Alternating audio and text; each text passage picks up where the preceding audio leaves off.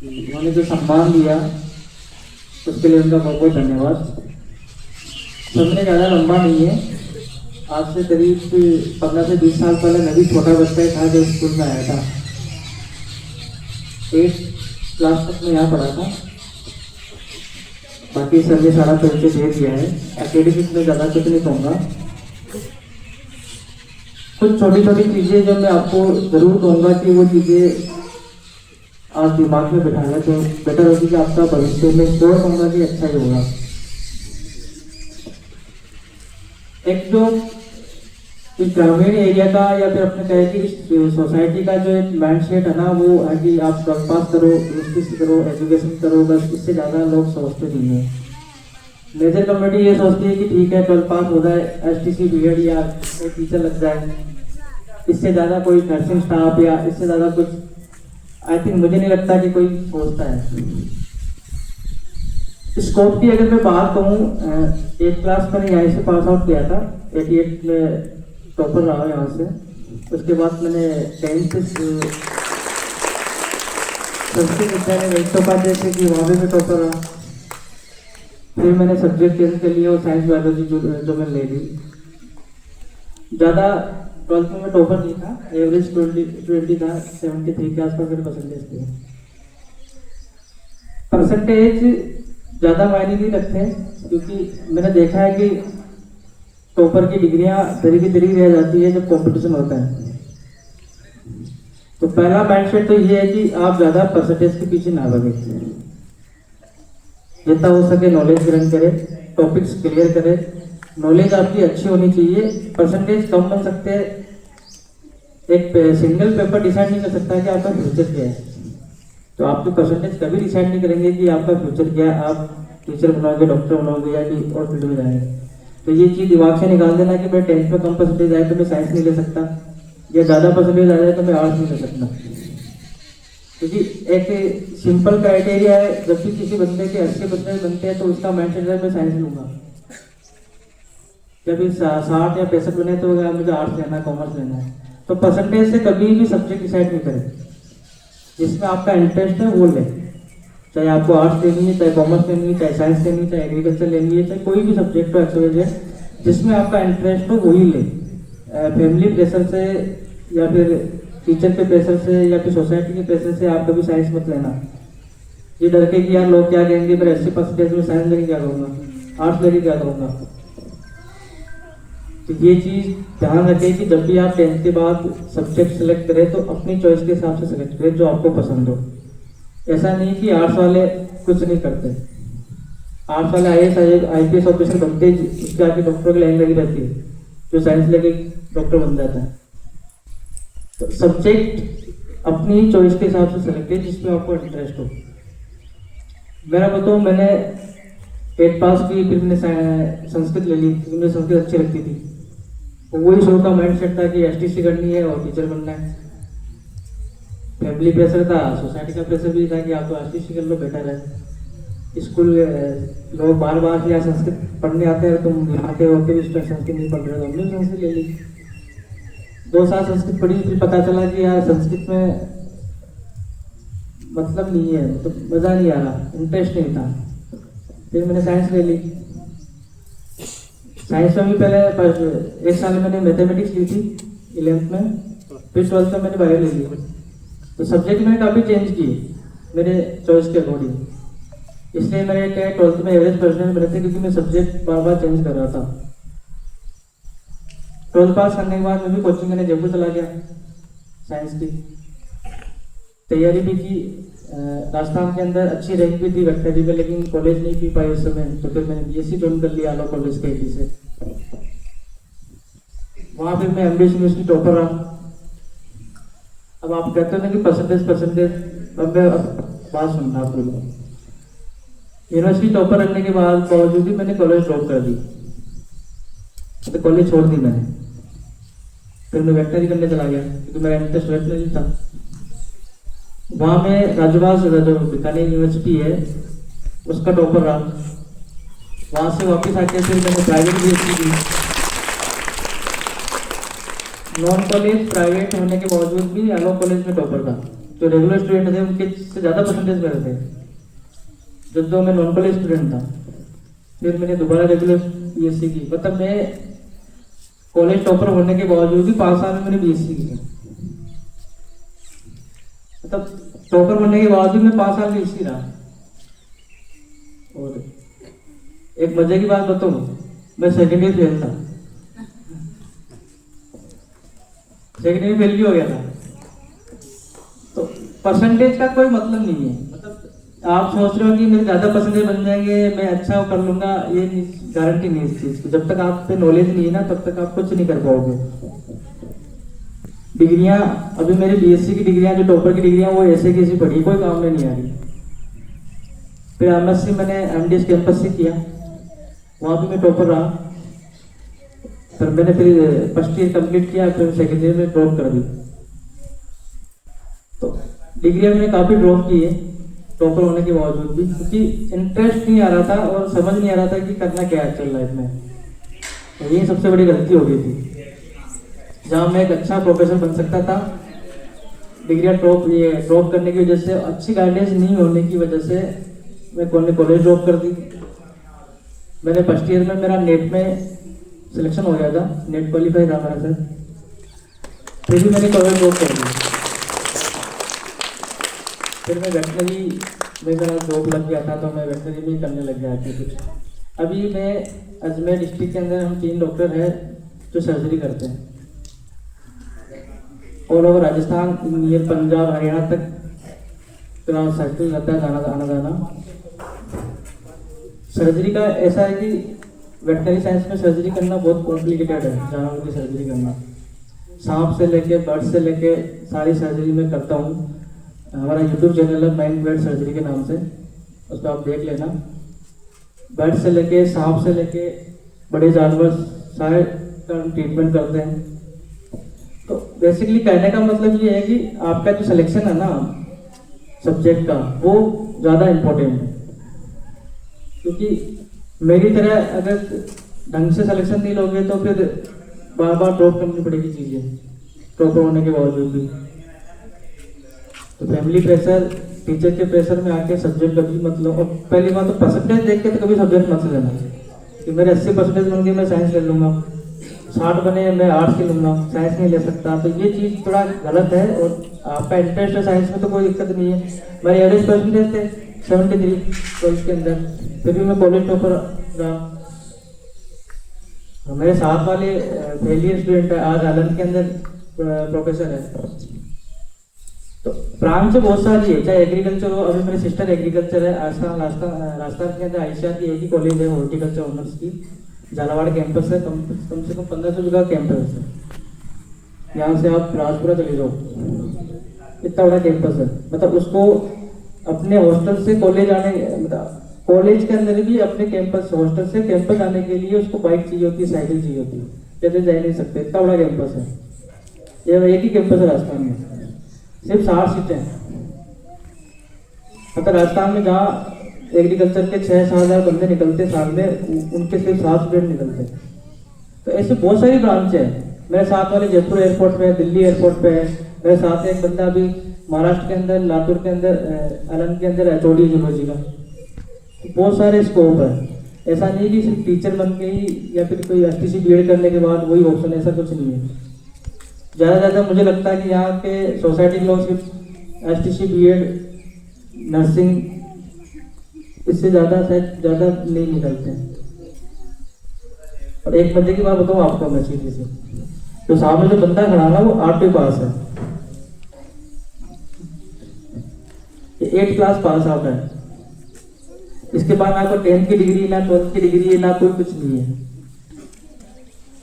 राजस्थान के एक special branch होती है सिविल डिफेंस की, उसमें भी एक स्पेशल ब्रांच होती है तैराक वगैरह की, स्विमिंग वगैरह जो गोताखोर वगैरह होते हैं ना, जी। ज़्यादा लंबा टाइम नहीं है, 1.5 साल पहले ही इसको मैंने ज्वाइन करवाया था सिविल डिफेंस के अंदर। स्पेशल तैराक की पोस्ट में है ये, उसमें भी गोताखोर की जो स्पेशल पोस्ट होती है उसके अंदर ब्यावर कलेक्टेड ऑफिसर पोस्टेड है।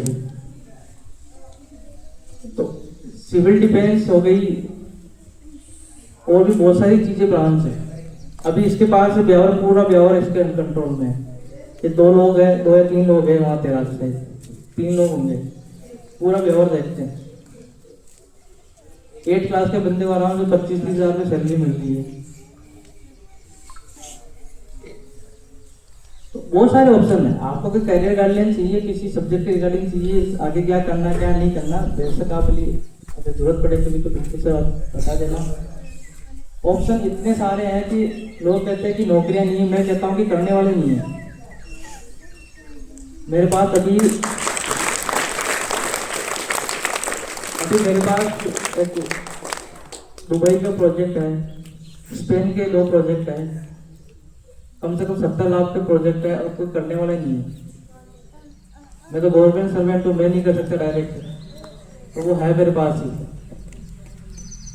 तो ऐसा नहीं है कि आपके पास जॉब नहीं है या फिर करियर करने, मैं कह रहा हूँ कि जॉब तो बहुत सारी है, वैकेंट रहती है, पर एक्चुअली क्या स्किल नहीं है सबसे बड़ी इंपॉर्टेंट चीज। आज कोई बंदा बीएड कर ले, एसटीसी कर ले, एमएससी कर ले, उसका माइंड सेट एक ही रहता है कि यार मैं टीचर लग जाऊँ। क्योंकि मैं एक छोटी सी कैलकुलेशन समझाऊंगा आपको, छोटी सी, 2 मिनट एक लूंगा आपको। 12th पास आउट करने के लिए आज के टाइम में, हमारे तो टाइम में तो कैसे 150 रुपये फीस थी, 150 रुपये फीस थी, 50 रुपये से स्टार्ट हुए थे हम तो, 50 या 150 के आसपास से। आज एलकेजी या फर्स्ट ईयर के बच्चे को अच्छी स्कूल वगैरह में अगर रखे तो कम से कम 50-60 हज़ार फीस है। और 12th पास करते करते करते नए करते करते सर आप 7 से 8 लाख रुपए एजुकेशन में लग जाते हैं। 12th के बाद में अगर आपने की कोचिंग वगैरह कर ली तो 2-2.5-3 लाख रुपए वो चले गए, 10 लाख रुपए कंप्लीट हो गए। फिर ग्रेजुएशन की तो फिर 3-4 लाख रुपए लग गए, एमएससी की तो फिर 3-4, इवन 20 लाख का टारगेट बढ़ जाता है, आराम से 20 लाख का टारगेट बढ़ जाता है। और 20 लाख के बाद फिर आप जॉब क्या ढूंढते हो, ग्रेजुएट की सैलरी क्या मिलती है, 30,000 रुपये स्टार्टिंग में, इतनी मिलती है। 20 लाख का ब्याज ही नहीं आता। 20 लाख इन्वेस्ट करके और लाइफ जिंदगी के 30 साल निकाल गए। हम तो कई किस्मत वाले थे तो 22 साल की उम्र जॉब लग गए सर। बाकी मेरे लगा शहर में ऐसे बहुत बंदे हैं जो सर 35-40 साल के हो गए, वो भी जॉब की तैयारी कर रहे हैं। मुझे तो ताजुब लगता है कि 40 साल के बाद जॉब लग जाएंगे तो क्या जॉब करेंगे, जिंदगी याद ही निकल गई सर। तो कभी भी एक चीज के पीछे नहीं भागे। अगर आप में टैलेंट है ना तो आप पैसा कमा लो, कोई जरूरत नहीं है, एक ही चीज के पीछे भागने की कोई जरूरत नहीं पड़ रहा। तो सबसे ज्यादा इंपॉर्टेंट जो चीज है वो स्किल। आप में अगर नॉलेज है, स्किल है, तो आप कहीं से भी कहीं भी कुछ भी जॉब कर लोगे। आज ये बंदा 8वीं पास है, ये तैराक है। आज 5 साल पहले कुंड में बोलते थे कि तो तैराक क्या करेगा क्या करेगा, और वो स्किल से काम में आ गए। जब इनकी टेस्टिंग हुई थी ना तो लोग 1.5, 2, 3 मिनट ले रहे थे सर आना जगह क्रॉस करने में। ये 45 मिनट बोलते क्या गए, तो उनको ताजुब लगा दिया क्या हो गया। अगर ये यहाँ से पानी में घुसा, वहां निकला, वहां से घुसा, वापस ये निकल गया, वो पता है कि किधर से क्या गया। वो वहां एक नेशनल तैराक आया हुआ था, इंटरनेशनल तैराक था सर वो, उसने 1.5 मिनट ले लिया, ये 45 सेकंड में आ गया। उनको ताजुब लगा ये क्या हो गया। इनको स्पेशल ब्रांच मिल गई अपना टैलेंट की वजह से। तो स्किल कोई सा भी हो, आप में पेंटिंग का स्किल हो सकता है, स्विमिंग हो सकता है, आप स्पोर्ट्स में अच्छे हो, क्रिकेट में अच्छे हो, गेम में अच्छे हो, वो अच्छा फील्ड हो सकता है। सचिन तेंदुलकर वगैरह सब 10th पास है, कोई ज्यादा ग्रेजुएशन क्वालिफिकेशन नहीं है इनकी। स्किल कोई सा भी हो सकता है, पर कमी इतनी है कि आपको अपनी स्किल पहचानने की, हाँ आप में क्या स्किल है और उसको आप किसको अच्छे लेवल पे ले जा सकते हो। सब्जेक्ट में भी एक चीज बताऊं मैं आपको, सब्जेक्ट में भी अभी आपकी पकड़ अच्छी है ना, सिर्फ एक सब्जेक्ट पे आप 12th पास आउट कर लो, ग्रेजुएशन के अंदर या आपकी लाइफ में कोई एक सब्जेक्ट अच्छा से पकड़ लो, चाहे साइंस हो, कॉमर्स हो, केमिस्ट्री हो, फिजिक्स हो, जूलॉजी हो, आप उसको मास्टर बन लो। मैं कह रहा हूँ घर से उठा के लेके जाएंगे आपको। तो इतना होना चाहिए कि आपको नींदों में उठा के पूछे ना कि इसकी डेफिनेशन क्या, तो आप आगे घूम के बोल दो हाँ ये डेफिनेशन है। मेरे साथ का बंदा अभी लातूर महाराष्ट्र के अंदर एचओडी जूलॉजी का है, वो बंदा एमएससी में सर सच बताऊं वो रात को जूते कपड़े पहन के सोता था, सुबह मुंह धोया उठा कॉलेज। हम सुबह 6 बजे उठते थे, नहाते थे, तैयार होते थे, वो उठता था 8 बजे का टाइम था, वो पौने 8 बजे उठता था, नहाता भी नहीं था वो, मुंह धोया, जूते भी पेड़ के नीचे रखता था, तो जूते पहनने मुंह धोया कॉलेज यूनिवर्सिटी चला जाता था। वो सबसे बड़ा यूनिवर्सिटी कैंपस लगा था। आज वो बंदा लातूर महाराष्ट्र के अंदर जूलॉजी का हेड है, क्योंकि उसकी सब्जेक्ट अच्छी थी, उसका पैकेज मेरे से ज्यादा पैसे कमाता है, 2.5 लाख रुपए के आसपास सैलरी है उसकी। तो सब्जेक्ट, एक सब्जेक्ट पे अच्छे से पकड़ कर लो, कोई सा भी हो, चाहे आर्ट्स हो, चाहे जूलॉजी हो, चाहे कॉमर्स हो, कोई सा भी सब्जेक्ट। आपकी पेंटिंग अच्छी कर रहे हो, आज के इंटरनेशनल पेंटिंग बिकती है बहुत सारी, आपकी एक एक पेंटिंग 3-3, 4 लाख में बिक जाती है। बहुत सारी चीजें हैं। करियर गाइडलाइंस ये, कभी कोई चीज समझ में नहीं आ रही है तो आप बिल्कुल पूछ सकते हो, बता, कोई दिक्कत नहीं है। तो मेरी सिस्टर एग्रीकल्चर के अंदर भी ऑनर्स सब्जेक्ट होता है हॉर्टिकल्चर, उसका हॉर्टिकल्चर ऑनर्स से पीजी चल रहा है, यूजी सॉरी। अब उसका पीजी आराम से, मैं कोई अच्छी यूनिवर्सिटी कैंपस, कोई हिस्सा आईसीआर वगैरह, आईवीआर वगैरह से अच्छा कैंपस कोशिश है कि वहाँ मिल जाए, बेटर है। तो बहुत सारे ऑप्शन है। आईवीआर कैंपस से आप पीजी करके निकल जाओ, आपको कुछ करने की जरूरत नहीं है, कोई आपको कॉम्पिटिशन तैयारी करने की जरूरत नहीं है, कोई गवर्नमेंट जॉब करने की जरूरत नहीं है। प्लेसमेंट आपका इफ्को वगैरह पे आराम से प्लेसमेंट हो जाता है, आराम से 3-3, 4 लाख का पैकेज मिलता है महीने का। बहुत सारी चीजें हैं, बस ये है कि अपन थोड़ा इन चीजों को, बैरियर को तोड़ के बाहर निकले। अब एचपीसी बीएड या टीचिंग लाइन सोच के ही आगे नहीं बढ़े कि यार यही करना है, या फिर ये लास्ट ऑप्शन। मैं ये नहीं कह रहा कि गलत है, टीचर अच्छा ऑप्शन है, अब बुरा मत माना कि अगर टीचर प्रोफेशन को कभी बोलो, अच्छा प्रोफेशन है, गलत नहीं है। इवन मैं तो सबसे मानूं सबसे अच्छा प्रोफेशन है टीचिंग लाइन, पर मेरा मानना है कि ऑप्शन बहुत सारे हैं। तो मैं देखता हूँ यहाँ पे बहुत सारे अधिकतर लोगों को कि एक ही चूहे दौड़ के अंदर दौड़े जा रहे। बाकी अगर कोई आपको कभी गाइडलाइन को चाहिए सब्जेक्ट रिगार्डिंग, कोई चीज़ समझ में नहीं आ रही है, अच्छा मैं अभी भी ऐसा नहीं कि मेरा जूलॉजी सब्जेक्ट अच्छा है, कभी साइंस में कोई दिक्कतें आ रही को टॉपिक्स को लेके तो आप बता देना, सर बता देंगे। वैसे मैं फ्री रहता हूँ, मेरे सैलरी का काम है, अपॉइंटमेंट तो सही रहती है, तो फ्री रहता हूँ, कोई ज़्यादा इतना वो नहीं है। स्कूल का अनुभव सर ये कहूँगा कि हमारे टाइम में जो स्कूल थी, कोई ज़्यादा बड़ा कैंपस नहीं था, शायद इमेजिंग नोरे वगैरह में चलती थी स्कूल वहाँ पे। पता इतनी बड़ी सुविधाएं मिल रही ना, अभी सोचो कि आपको बहुत सुविधाएं मिल रही है। रात को अक्सर कहते कि हम सच में सुनो तो मैं 8th क्लास के अंदर हमको टाइम का पता ही नहीं चलता था, मैं 2-2 बजे भी सके कर गया हूँ,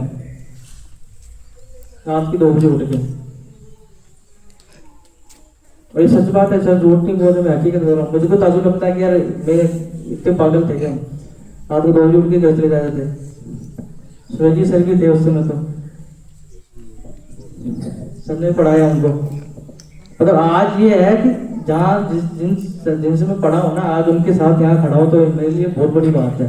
जॉब लगता है नहीं लगता वो अलग मैटर है, लेकिन हाँ इतना सम्मान है मिलना कि जहाँ से आप पढ़ के गए हो वहाँ आप खड़े हो, ये सबसे बड़ा सम्मान है। मुझे बहुत खुशी होती है कि आज मैं इस काबिल बना हूँ, और सर जो तो सर की बदौलत ही है।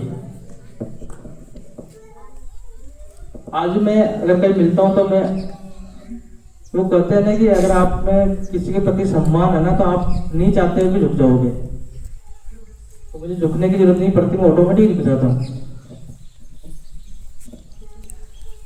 और सच बात बताऊंगी, जितना ध्यान एक टीचर आपको सर रखते हैं ना, मुझे नहीं लगता कि कोई टीचर रखता होगा।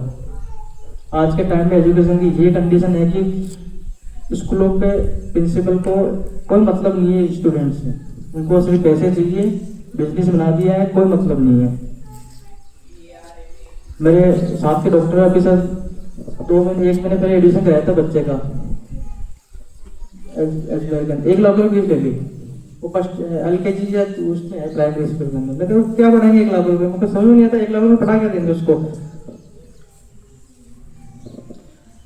ये कि आपको बहुत कम फीस में क्वालिटी एजुकेशन मिल रही है बहुत बड़ी बात है, तो इसकी थोड़ी इज्जत करें। ये सुविधाएं आपको बहुत मिल रही है, हमारे टाइम तो कुछ नहीं था।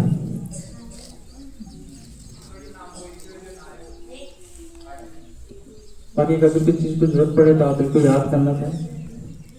कोई अगर कभी लगे बच्चों में किसी को, जूलॉजी सर मेरा वैसे भी बच्चा सब्जेक्ट है, साइंस वगैरह, कभी कोई टॉपिक्स वगैरह नहीं समझ में आ रहा हो तो बिल्कुल बता। मैं टीचर भी रहा हूँ, वेक्टर जी मैंने पढ़ाई है केकेडी के अंदर 1 साल के अंदर। ऐसा नहीं कि मैंने पढ़ाया नहीं है, पढ़ाया मैंने 1 साल में, बहुत कुछ किया। मैंने वाइल्ड लाइफ के अंदर काम किया है, थोड़ा मैं हल्का सा भी बताऊँगा मैंने क्या क्या किया, बता दूँ आपको। मैंने टीचिंग की, मैं वाइल्ड लाइफ में फोटोग्राफर रहा हूँ।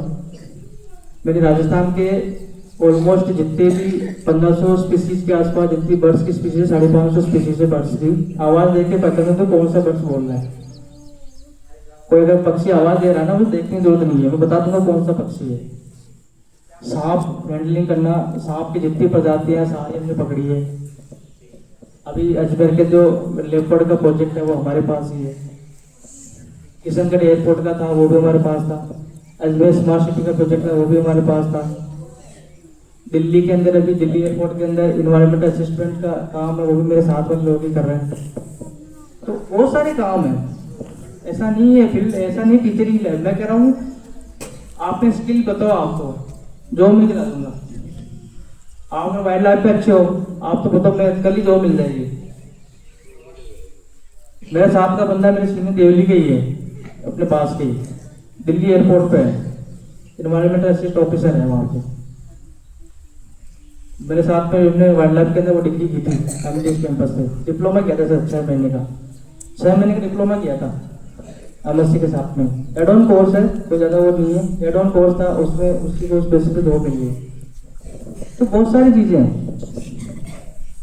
तो माइंड खुला रखे, ऑप्शन बहुत सारे हैं। टेंशन नहीं ले कि यार 12 पास कर लिए टीचर बनना है, वही रोड में दौड़ना है, बहुत सारे ऑप्शन है।